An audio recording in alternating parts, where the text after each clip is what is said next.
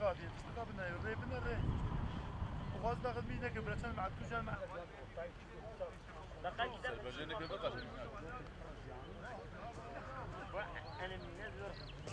انا اخبر له طويل هيدي قد الزيادة وين عافية كيف وهذه سليم شو هو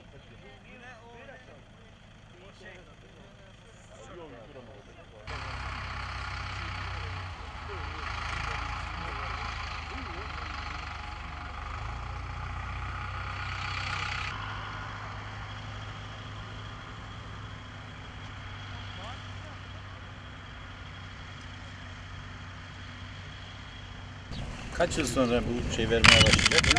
Başkanım 3. yılın sonunda tek tek tutuyor. 4. yılda artık verime başlıyor. Maksimum 7. yıldan sonra. Tamam.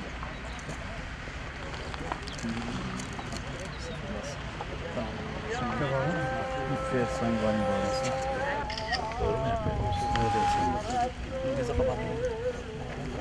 Bunu yaparken Sayın Valim, şuranın boğulmaması lazım. Boğuldum, nefes alam. Geçen yıl yaklaşık 50 bin civarında bir fidan desteği verilmişti.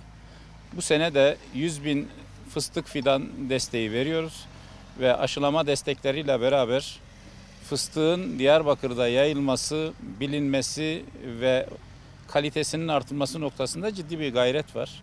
Toplamda 100 bin fıstık aşılaması yapacağız. Bu Diyarbakır için önemli bir rakam ve her geçen yıl bunu desteklerimizle artıracağız. Sert kabukluların Diyarbakır'da öğrenilmesi ve desteklenmesi noktasında Büyükşehir'in büyük bir gayreti var. Bu işi önemsiyoruz. Biz yeterince sulama imkanına sahip olmayan bir bölgedeyiz maalesef. Dolayısıyla ürün desteklemeleriyle bu alanın genişletilmesi lazım. Buğdayla, kuru tarımla elde edilen ürünün yaklaşık 10 katı fazla bir geliri var.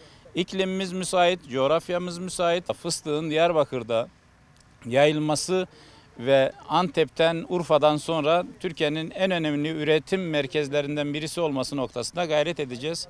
Bugün burada bizi misafir eden Sayın Muhtarımıza, mahallelimize ve ev sahibi çiftçimize teşekkür ediyorum.